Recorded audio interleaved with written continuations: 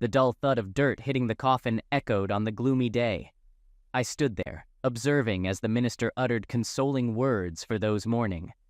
My daughter clutched my hand, her husband standing just behind us, offering support with his hand on my shoulder.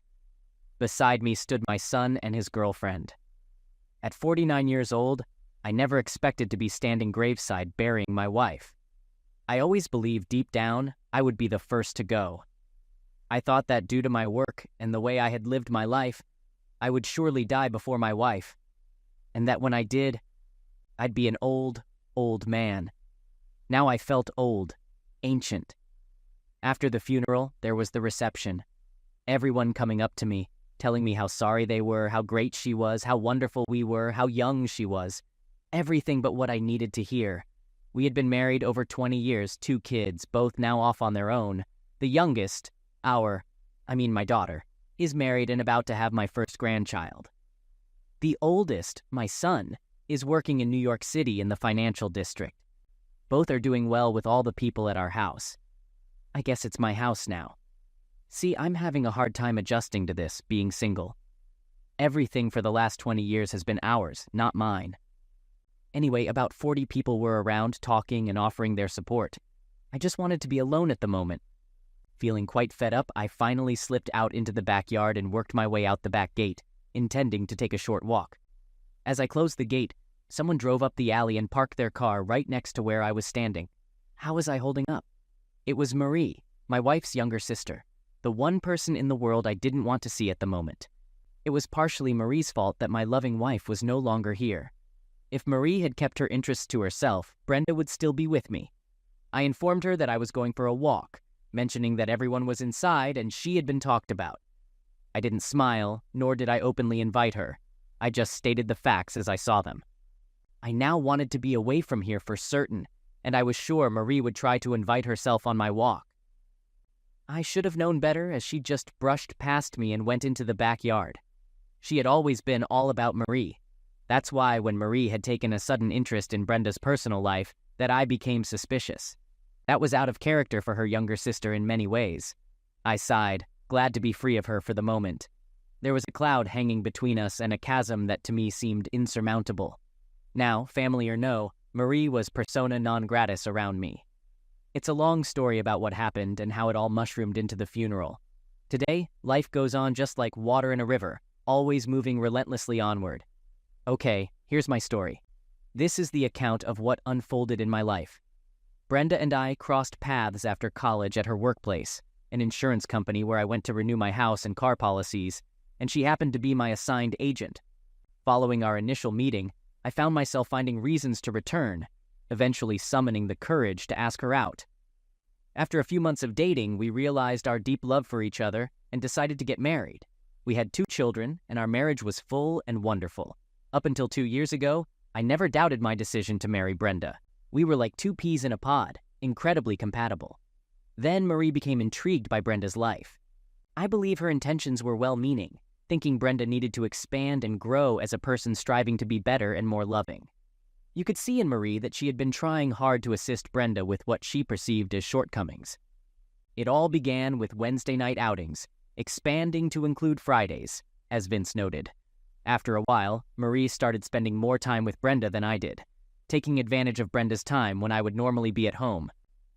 It soon became all about Marie. When it became a daily routine, I began to withdraw from Brenda every time I attempted to spend quality time with my wife. Marie always seemed to be present when I wanted Brenda to join me or when I planned to take Brenda out for dinner. What was once a communicative and open relationship soon became closed off and non-talkative. I couldn't express my feelings without Brenda becoming upset, accusing me of being harsh and unfair to her younger sister. If all I was going to do was upset my wife by attempting to be with her, then why bother? A few months after the growing girls' night out became a significant part of our lives, I could see that my marriage was in serious trouble. Yet, I couldn't talk to my wife about it without her becoming upset and defensive. So I did the worst thing I could have done. I gave up. I spent my time pursuing my interests, and Brenda began doing her own thing.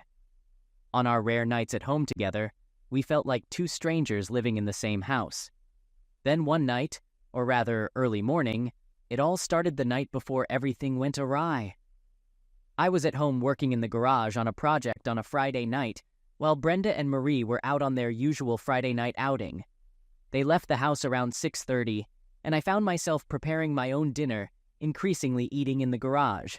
So I got dinner ready, took it out there, and listened to my boombox as I worked and ate. It was soothing. I worked until 11 and then went inside. I half expected Brenda to be in bed already, but I was somewhat surprised to find she wasn't even home yet. I noticed the light flashing on the phone, indicating a waiting message. The message mentioned that she was staying at Marie's for the night due to being out for a while and not being in a condition to drive home. The message also conveyed the intention to see me in the morning. I thought to myself, why bother? I never see you anymore anyway. Just move in with your sister and be happy. Update. Yeah, I'll confess, I was angry and envious. I felt a void when Marie developed a particular interest in her sister, and now I couldn't figure out how to reclaim my wife. I longed to be with Brenda, missing our conversations, laughter, and the gentle banter of a couple who knew each other confidentially. Recently, it seemed I also missed the playful moments we once shared. After replaying and deleting the voicemail, I overheard men's voices in the background at Marie's house with my wife, and it sounded like a party. When I called after 9 rings, a man answered and mentioned it was my money, advising me not to waste it. I requested to speak to Brenda, but the man described her as being occupied and suggested calling back around noon the next day. He identified himself as her husband. Despite my insistence to speak to her, he abruptly hung up on me with a dismissive remark. Furious, I redialed multiple times over the next half hour, but nobody picked up. After trying 3 times and growing angrier, I finally had enough. Snatching my car keys, I left the house and drove to Marie's, finding nobody home. Then I recalled I had dialed Brenda's cell phone. I had no idea where she was or who she was with. I didn't know if she was there willingly or if she had been abducted. I knew nothing. I drove home angrier than ever. Angry and scared, I went in and poured myself a drink.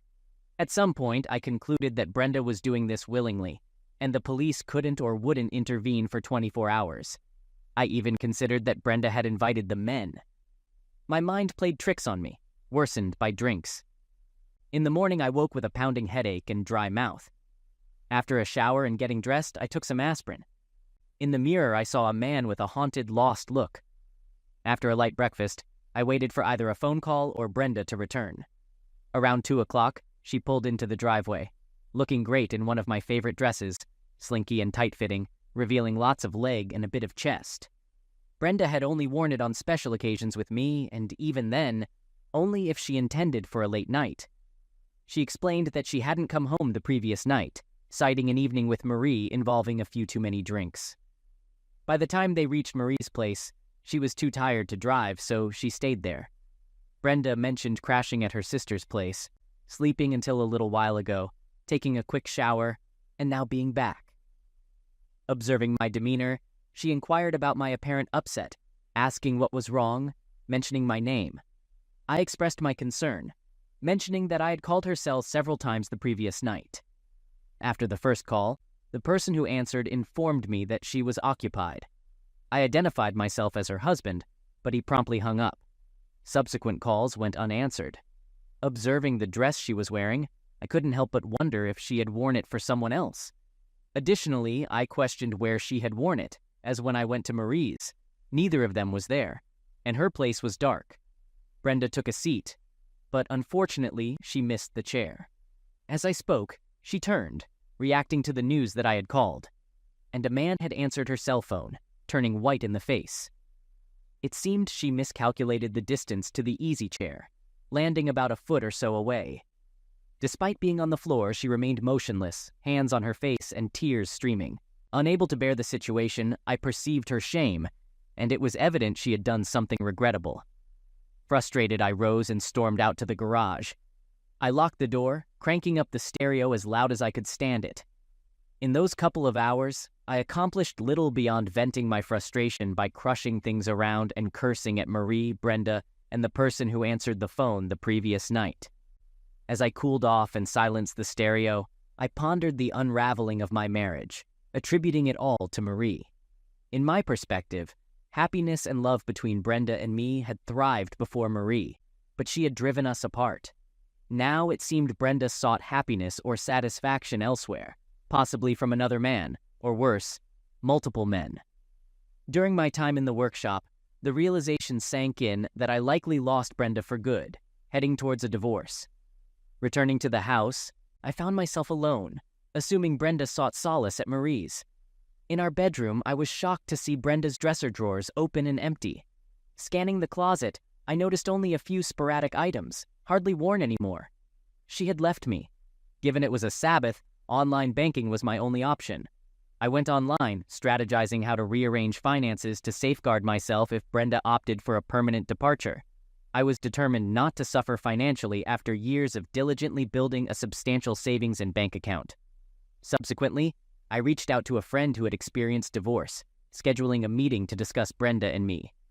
I also informed our kids about the strained situation between their mom and me, clarifying that she might have moved out.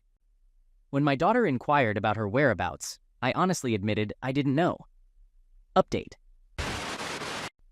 A week passed, during which I immersed myself in work, attempting to divert my focus from the disarray of my deteriorating home life. Each night, I resorted to drinking and sleeping, rising just in time for a quick shower before returning to work. This marked 1 week since I had last seen my wife. I met up with my friend, and our conversation didn't yield much advice beyond what I already had a sense of. The primary suggestion was to safeguard my assets first, then address Brenda's intentions and actions. Throughout the entire week, Brenda remained silent, with no phone calls or visits to my workplace until Saturday night. I became convinced she had abandoned our relationship long before, now likely involved with another man. That night, I decided to call Marie's house. Marie was surprised to learn that Brenda wasn't home with me, assuming she was still upset and staying close to home. I informed her that she hadn't seen Brenda at all, expressing that it wasn't right. I suggested that what happened between us was because of her. Marie contested, stating that it was awful harsh and that I didn't mean that. I affirmed, expressing that I did mean it. We were fine until Marie started taking Brenda out every Wednesday, Friday, and Sunday night. I conveyed that her girls' nights out had ruined us, and I hoped she achieved whatever it was she was aiming for. I mentioned that Brenda was gone, and I was sure we were about to get divorced. If she wasn't with Marie, she must be with that person who answered her phone last Friday night. Marie, surprised that I knew about last Friday night, disclosed that on Saturday afternoon, Brenda showed up at home in her wanna-get-laid dress, all freshly showered. She shared that she told Brenda about some strange guy answering her phone, and Brenda sat on the floor and cried. Later on, when Marie came in from the garage, Brenda had packed her things and left. Marie concluded by saying that her actions had cost me my wife and warned her not to come around me again. Despite her pleas not to hang up, my anger prevented me from listening. I just wanted to shut everything out. Her, Brenda, the other man, and life in general. The word furious didn't capture my feelings adequately. Simply hearing Marie on the phone reignited my rage. I was angry and lost, with my wife somewhere unknown, and no means of repairing our relationship. After a heated exchange over the phone, I slammed it down so forcefully that I broke the handset, adding the purchase of a new phone to my growing list of concerns. It took a while before I mustered the energy to get up and go to bed, realizing I had been sitting in the same spot where Brenda had collapsed on me not so long ago. By morning, I concluded that I had come out on the losing end and would have been better off staying up all night drinking. A dreary Sunday morning greeted me, and I was in no mood to deal with anyone. Around noon, I heard a car pull up in our front driveway, and looking out the window, I saw my son emerging. My son asked about what had happened around here, mentioning that Mom came to his place a week ago, upset and crying. She wouldn't talk to him about anything except that I was going to leave her. He inquired about what was going on. I informed him that we were having problems and that she left me. She packed her things and ran, and this was the first I knew where she was at all this time. He mentioned that Mom came to his place, adding that it was kind of embarrassing as he had a friend over, and she spent the night. He didn't know where Mom had been. He asked when she showed up at my place. I answered that it was on Sunday, after he called and talked to me. She refused to let me call him and talk to him. She wanted me to leave him alone for fear that he'd hunt her down. He questioned what was going on and if I was going to hurt her. I explained that I was tired. It had been a week of worry and stress like none I'd ever had before. Now my son had to drive over 300 miles on a Sunday to ask me what was going on and why his mom was at his place, refusing to let him talk to me. Last week she went out with Aunt Marie. Mom told me about that. She ended up missing your call, and somehow you got real angry about it. What got into you? Why would you do that? I explained that she missed my call and that's what she told him, just that she missed my call. I shared that she mentioned someone else intercepted the call before she knew about it, and I got real mad at her. She was afraid, so she ran. He noted that she missed telling him some important details and asked me to tell him what happened. I recounted that last Friday night. Mom went out with Aunt Marie like clockwork. I was in the garage working on a few things for a while, came in about 11, and found Mom wasn't home yet. I saw she had left a message on the phone that I had missed, stating she had too much to drink and was going to stay at Marie's. My son acknowledged that Mom told him about the message part. He mentioned that when she left the message, he replayed it to ensure he understood it correctly, noting that I often did that. He replayed it and heard men's voices in the background, which worried him. So he called Mom's cell phone, it rang 9 times, and a strange guy picked up. He asked to speak to her, and the guy told him she was tied up at the moment and to call back tomorrow afternoon. He identified himself as her husband, but the guy hung up after telling him to duck off. I responded, realizing that Mom had sugarcoated that part. He asked if Mom cheated on me, and I admitted that I wasn't sure what happened. She left before we talked about it, but she seemed guilty about something. I hadn't spoken to her since Saturday afternoon. He suggested that we needed to talk to each other, proposing that we come over to his place to discuss things. He assured us that he and his new girlfriend would be there to support us. I agreed to talk, and he emphasized that we should come as we are, without weapons. He recognized my anger, but urged us to work things out and not let this situation fester. He offered to follow me home, and I considered riding with him in case things didn't work out at his place. He assured me that he would make sure I got home okay. During the drive to my son's place, I realized that I still had some love for Brenda, even if she had cheated on me. I think that right at that moment I was willing to try to work things out with her. When we got to Mark's place, he parked and we went inside. His girlfriend was sitting with Brenda, and when I walked in, they both got up, looking nervous. She greeted me, asking how I had been. I felt the anger boiling inside me. Without checking myself, I began to blow up, barely managing to curtail my anger in time. I yelled at her, accusing her of cheating, and saw her shrinking from me. I had to pause and catch myself, apologizing for my outburst. I admitted that I had been okay, drinking a bit too much lately and feeling confused about things. She looked pale and nervous. The woman I loved, the woman I had spent the better part of my life with, was afraid of me. That hurt me. Deep inside, my heart was breaking. I loved her still, and she was afraid of me. I wondered if we could patch things up when a young woman, presumably the guest, interjected, introducing herself as Jill. She expressed a wish that we could have met under better circumstances. I took her proffered hand and shook it gently, responding that I shared the same sentiment and hoped we could get to know each other a bit more. Although Mark hadn't mentioned seeing anyone yet, I glanced knowingly at him, conveying a slight reprimand in my eyes. Jill urged us to talk while she and Mark would be in the other room, ready to intervene if things got difficult. They emphasized the need for us to keep our cool due to the thin walls and floors in the apartment building. After Mark and Jill left, Brenda began to explain things to me, expressing sincere apologies. I responded by asking if she had something to be sorry about, questioning if she had slept with some guy. She clarified that it wasn't exactly that, and I pressed for more information. I confronted her about sleeping with more than one guy, and her revelation stunned me. I was flat out shocked. This was not the person I had married years ago, and I felt like I didn't know who she was anymore. She admitted that she didn't do this openly and freely of her own choice. She explained that she was drunk and had consumed too much drinks that night. Marie had been pushing her for weeks to get out, and perhaps loneliness played a role. She couldn't fully understand how it all came about, but suddenly found herself on a bed with 2 men. Initially, it started with just one guy, but by the end, she had been with all of them. Marie was there too, and by the end of the night, she had been with all of them, including Marie. The guys had arranged it in a way that she didn't consider it spoliation, and she was drunk enough not to think about the consequences until it was far too late.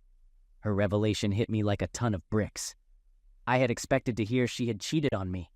I hadn't figured more than one man, nor her and Marie doing things together either. They were sisters, for Christ's sake. I sat there not knowing what to say. Our talk had taken about 5 minutes so far, and we were already into the part about her having been with other men. She wasn't hiding I didn't think she was hiding anything from me. She must have read my mind. She expressed a willingness to tell me whatever I wanted to know, sharing that she wasn't sure how everything came to be and when she became involved in it. She admitted to not remembering her wedding vows or her husband waiting at home. At one point, she found herself begging for more, and she described herself as a terrible person who didn't deserve me or even to live. Her sobs overtook her ability to speak, and she collapsed. I observed her, feeling unsure about the person in front of me. Shocked and stunned, I couldn't find the words to respond. The situation overwhelmed me, and I started to feel ill. Update. I started to throw up. I calmed down and was able to settle the stomach with a glass of water. Wiping my face off, I returned to the kitchen table. Brenda was in tears, crying softly. I wanted to go to her and hold her. The problem was, I didn't know if it would be okay ever again. I sat down heavily, wanting to be able to know what to say or ask without getting sick again. She explained that the nights out with Marie were not for scouting men and that it had never happened before. They had gone to a new club and she had been drinking too much. The guys at the club were buying them drinks, dancing with them and complimenting them, making her feel beautiful and playful. The next thing she knew, she called me and left a message that she was too drunk, and they went to the guy's place. I interjected, expressing my frustration, stating that lately she hadn't been paying attention to me. I pointed out that she and Marie were the reason, as they hadn't been letting me even try. I reminded her that I had tried to get her to go out with me, but she had insisted on being with Marie. I accused her of lying to me as the message she left mentioned she was at Marie's place. She clarified that at the time she thought they were going to Marie's place, but the men wanted to take them to their place first for a minute to pick up something. She explained that they didn't think it would be a problem, but ended up getting involved in a regrettable situation. She mentioned that if only she hadn't thought I should have paid more attention to her, she might have been better prepared to fend off what happened. I couldn't contain my frustration, raising my voice as she continued to suggest it was my fault. I pointed out that she had been the one ignoring me, consistently going out with Marie every Wednesday, Friday, and Saturday night. I accused her of pushing me out of her life and taking up Marie's cause to me. I noticed a change in her eyes as she realized she couldn't blame me entirely for her actions. She admitted that she hadn't realized it was her until now and acknowledged that I was right about that part. She recognized that her constant presence with Marie had led to my lack of attention. I questioned if she enjoyed being in such situations, referring to her use of the term "Scarlet Woman" several times. She denied ever calling me a Scarlet Woman or treating me like one, expressing her hatred for it. I learned that she discovered she liked what she did with those men, citing the tastes, textures, sizes, and combinations as factors that intrigued her. She admitted to enjoying the different and new experiences and acknowledged that some of them were things she had always wanted to try with me, but couldn't bring herself to ask. She expressed regret for losing herself in the situation and recognized that she had lost me. She hated that she had engaged in closeness acts with other men, things that should have been reserved for me. I responded with a sense of uncertainty, stating that there might be a chance to move past this difficult time. She seized on this glimmer of hope, expressing a willingness to do anything to be with me and stay married. She promised not to go out anymore unless I was with her, committing to being a stay-at-home wife and doing anything I wanted. I remained skeptical, questioning her sudden willingness to talk and work with me. I raised concerns about her past actions, especially when she was going out with Marie, and questioned whether she would resume such behavior when things cooled off. I emphasized that Marie had driven a wedge between us, taking up the time we used to spend together. I expressed my discontent, stating that I was sorry for her previous actions. I conveyed that I had not fully realized the extent to which she had been ignoring and avoiding me, questioning why she allowed herself to do so. I made it clear that things wouldn't be simple moving forward, highlighting the fact that she had cheated on me and us. I asked about her involvement with other men, emphasizing the emotional toll it took on me. I confronted her about the idea of passing it off as staying with Marie, and questioned if she would have continued lying if I hadn't found out. I expressed my rising anger, and Brenda could see it in my eyes as my voice increased in volume. Mark and Jill discreetly entered the kitchen. In that instance, my son suggested a short break, proposing that either he and I or Jill and I could take a walk. Jill took hold of my arm, guiding me out of my chair. Though I had already half risen, her tug felt powerful, indicating her strength. She suggested that we go for a walk, allowing me to share my thoughts while Mark and Brenda had their conversation. I agreed, acknowledging that it was probably the best course of action in that moment. My anger had been escalating, and it had reached a point where I might have lost control. The diversion provided by the suggestion to take a walk spared us from a potentially volatile situation, but the unsettling thought of what might have happened lingered in my mind. As we strolled about a block, Jill initiated a conversation with me. She acknowledged my anger, expressing that Brenda and she had discussed Brenda's actions while Mark had fetched me. Jill conveyed that Brenda was genuinely remorseful and sorry for jeopardizing her marriage, plagued by guilt over the entire situation. I listened to her, absorbing the information. Eventually, I responded, emphasizing Brenda's significant mistakes. I articulated my frustration, highlighting how Brenda's sister Marie had taken up much of her time that she had previously spent with me. The revelation of their involvement in a drunken encounter fueled my resentment, and I expressed a deep sense of hatred at that moment, unsure whether I would ever overcome it. Jill shared a personal anecdote about her parents, revealing that they had faced a similar situation a few years ago when her mom went out with friends and ended up getting involved with someone. Her initial concern for her dad's reaction shifted to relief when they managed to work things out, although she clarified that it didn't necessarily mean they stayed married. Acknowledging the complexity of Brenda's actions, Jill emphasized that Brenda's mistake was significant and had occurred on multiple levels. Despite this, Jill believed that Brenda still loved me. She reassured me that, despite appearances, Brenda hadn't cast me aside. According to Jill, Brenda had made a grave error, finding herself in a situation that spiraled out of control too quickly. Jill attributed such situations to the influence of drinks and medications, leading to lowered inhibitions, peer pressure, and unintended consequences. Walking and talking with Jill, I expressed my perspective on the situation, mentioning that Brenda had strayed while I remained faithful. I also pointed out the impact of Brenda's sister Marie, frequently coming over and taking her away from me. As we continued our conversation, I noticed my anger subsiding, thanks in part to Jill's soft and soothing way of talking. Reflecting on the uncertain future of my relationship with Brenda, I admitted to feeling messed up inside. Despite attempting to sound cheerful, I couldn't shake the emotional turmoil. I acknowledged that part of my struggle involved understanding how Brenda found herself in such a situation. Suppressing my anger, I tried to maintain composure, recognizing the need to rise above any potential righteous indignation. Jill encouraged me to ask any questions I had.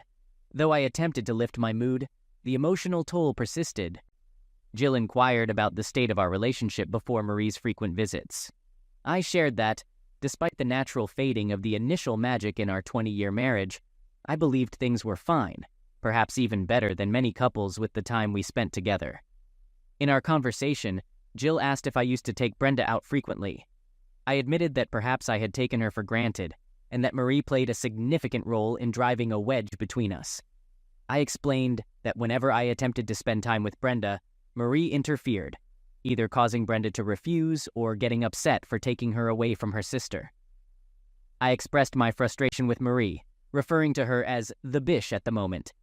Jill probed deeper, asking about the romantic aspects of our relationship. I confessed that, given our long history together, I assumed the effort to maintain the relationship was a thing of the past.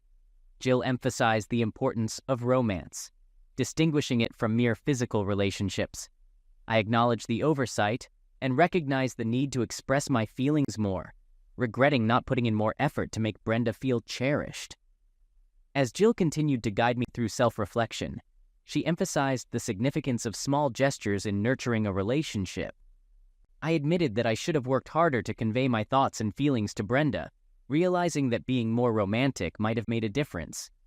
Jill's efforts to make me think clearly were evident, though I acknowledged that Brenda's time with Marie had already taken away the opportunity for equal time together. Jill pointed out that some of the biggest fights in our marriage revolved around Brenda and Marie's girls' nights out, emphasizing that Brenda seemed more focused on her sister than on our relationship. She suggested that our drift apart was noticeable, and while acknowledging Brenda's wrongdoing, she also hinted that better communication and understanding might have prevented the situation. I expressed frustration, wondering if Jill was taking Brenda's side, but she assured me that it wasn't about blame. Jill acknowledged that Brenda needed something she wasn't getting from me, and if we had addressed those issues earlier, it might have averted the crisis. I defended my efforts, stating that I never considered cheating despite my frustrations with Brenda's time spent with Marie. Jill urged me to talk to Brenda directly, advising a calm and direct approach. She reminded me that Mark thought highly of me and emphasized that divorce might not be the solution. Encouraging open communication, Jill suggested that resolving our issues through conversation could rekindle our love and help us move past the recent challenges. Update. I wish I could exude the confidence Jill showed. She seemed knowledgeable, possibly having learned from her parents' past troubles. Back at Mark's, Brenda was composed, waiting for our conversation. I confronted Brenda about the state of our relationship, expressing uncertainty about where we stood. Brenda admitted she wanted to be with me, but acknowledged the uncertainty of my acceptance after her betrayal. She apologized sincerely, emphasizing that apologies couldn't undo what happened and that we needed to face and address the issue. In response, I conveyed my struggle, not only with the act of cheating, but also with the circumstances involving multiple individuals. I pointed out the hurtful aspect of involving her sister and expressed the pain of trying to win her back while she was unresponsive, only for her to seek a chance after being with others. Brenda regretted her actions, claimed it was never her intention to cheat, and attributed the situation to the influence of drinks. I questioned whether there was still room for me in her life, expressing concerns about the impact of her choices on our relationship. The conversation left us both grappling with the complexities of trust, forgiveness, and the potential for rebuilding our connection. Brenda pleaded with me not to say certain things, expressing her love for me and acknowledging her severe mistake. She admitted the impossibility of undoing that terrible night, expressing her hope for forgiveness and trust in the future. Brenda proposed a trial separation, recognizing our uncertainties about the way forward. As she spoke, a tear welled up in Brenda's eye, indicating her preparedness for my potential decision. I felt torn between conflicting emotions, a sense of satisfaction in seeing her pain, mixed with a deep love and desire not to lose her. Brenda, however, expressed understanding if I chose to pursue a divorce, recognizing her lack of excuses and the inability of her words to prevent my departure. She reluctantly agreed to a trial separation if that was what I thought we needed. Jill intervened forcefully, cautioning against a trial separation that could lead to a swift divorce, drawing from the experience of her own parents. She suggested a different approach, emphasizing the importance of facing the mistake together, proposing separation within the same house to encourage communication, and working through the issues rather than drifting further apart. I remained silent, absorbing Jill's perspective on the matter. The authority in her voice resonated with some truth to me. I acknowledged that what she said was reasonable, but what about those thoughts of mine and my pleasure in Brenda's pain? I looked at Brenda and contemplated for a bit. Could I let her into my house again? Could I resist the urge to kick or hurt her over the next weeks or months? Could I ever learn to cope with all that had happened? Jill's voice broke the silence, addressing me and my son, expressing concern about the situation. Mark joined in, questioning what was happening and awaiting a response. I acknowledged the pressure, expressing uncertainty about the safety of a trial separation considering my current anger. I admitted to feeling a significant amount of anger over the situation. Jill and Mark understood my emotions, and Jill emphasized the importance of being together to work through our issues, citing her parents' experience. She insisted that staying together and facing the challenges was the only way to find out if we could make it work. I contemplated Jill's words, pondering the realistic alternatives available to us. Expressing my doubts, I found it challenging to believe that being with Brenda and working through our issues was the right solution. The lingering anger I felt raised concerns about the potential for physical damage if we were together. I was aware of the toll our separation had taken on both of us over the past week, and I didn't want us to become another statistic in the grand scheme of life. Addressing Mark and Jill, I expressed my displeasure with feeling coerced into a decision. I made it clear that I wouldn't make such a crucial choice under duress. Instead, I requested Mark to take me to a motel for the time being, promising to communicate my decision the next morning after having some time to reflect on the situation. Update. When I returned the next morning in a cab, Brenda appeared to be still sitting in the same place, and Mark and Jill had noticeably more somber expressions on their faces than they had yesterday. It was evident that none of them had slept at all. I knew I had to give them my answer. I suggested to Brenda that she should return home, assuring her that I would make an effort not to damage her physically. However, I acknowledged the likelihood of occasional outbursts of anger. Emphasizing the need to be together to address our issues, I proposed a temporary arrangement where we would stay in separate bedrooms, physically apart, yet attempting to work through our challenges. I made it clear that I couldn't guarantee anything beyond that. Brenda sat there, tears running down her face. I could see she was happy about it, yet apprehensive too. She was thinking, what if I got violent or something? I could see it in her eyes. I probably had the same look in mine too. Trust goes a long way to dispelling that look. And the trust in our marriage was now long gone. It was going to be a long, hard road for a while. Brenda suggested counseling, a topic that had crossed my mind earlier when her nights out with Marie had already strained our relationship. I acknowledged the need for counseling, both individually and together, and agreed to initiate the process the next day. Brenda, in response, left the kitchen briefly and returned with suitcases in hand. My son Mark asked if we could go home, and I mentioned that my car was in a local parking garage. Mark volunteered to retrieve it, and Jill offered to drive. In the midst of this, Mark dropped a surprising bombshell. He had proposed to Jill last Saturday night, and she had accepted. I expressed my acceptance of Jill into the family and wished them happiness together, regardless of what happened between Brenda and me. We left together. It was a quiet, intense trip home. Though each of us was in deep thought, that whole next week went the same way. The tension kept building and building. Our first appointment together with the counselor was the following week, and I wasn't sure we'd make it.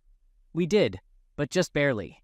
We made that first appointment, and the following ones, until one day, the counselor cut us loose on our own. We had spent the last 8 months going once a week together. Separate individual visits were interspersed between those. We worked it out, and while it was not easy, we managed to get around the whole nightmare in the end. One day, Brenda came home from the doctor, appearing troubled. I sensed that something serious was amiss, but she hesitated to disclose the news. Eventually, she took a solitary walk, and when she got back, she informed me in the living room. "Jeff, I have some bad news about me." I asked, "What?" knowing that she'd never cheat on me again. I also understood that she'd been bothered by something for quite some time now. Brenda had always been one that didn't like to talk about her issues with anyone, even doctors. She broke down crying, expressing, "I am sick, Jeff, real sick. They said that I have cancer." I learned that it started in her ovaries and had spread, and unfortunately they didn't catch it in time, as she left the statement unfinished. She conveyed, "They don't think I was numb for the second time in my life." I questioned what she meant. Brenda reassured me that we would fight, that this cancer could be beaten. There were treatments, and we would win this battle together. I shared my thoughts with her, mentioning that each thing I said seemed to bring more tears from Brenda. As time passed, I began to wonder if she was going to fight at all. She conveyed, "It's beyond fixing, Jeff. This appointment today was with a specialist that my doctor wanted me to see. He ran a few tests and made me wait for the results. He was about to cry when he told me the news." Brenda revealed that the cancer had spread to her lymph glands and liver, along with other parts of her body. There was concern it might have reached her head, and the mention of the MRI was distressing. Tearfully, she expressed, "Oh God, I don't want to die, Jeff. I don't. I love you." Regretfully, she admitted, "I wasted all that time with Marie and caused our troubles when I should have gone in to see the doctor way back then. It's my fault. I ignored some of the symptoms. It spread. I wanted to be there for Marie since I thought she needed me. It's too late now. I only have a few months. I am so sorry, Jeff. I expressed, Brenda, I'm the one that's sorry. What can I do for you? What can we do? She replied, just hold me, Jeff. Love me and hold me. That's all anyone can do for me now. I followed her request, holding her close. Forgotten were those days of anger and pain. We now faced new challenges, anger and pain brought by the dreaded cancer. Despite the time we were apart and Brenda had fallen, we had generally been a happy couple. I made an effort to maintain a positive and happy attitude around Brenda throughout the time she wasted away. At some point, we believed that some of the treatments might have been helping her, but later we discovered that was not the case. She outlasted the doctor's original estimate by a few months. Fortunately, she had her children and me by her side when she passed away. This is why I have issues with Marie. I question if I am being unfair, if I should forgive and forget. However, I find it difficult because Marie led my wife into a net of pain and suffering, causing us to lose precious time together, almost tearing us apart.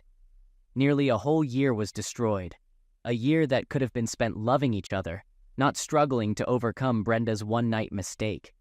Additionally, there's the lingering question of whether that cancer could have been detected earlier. I don't know. I'll always wonder, though,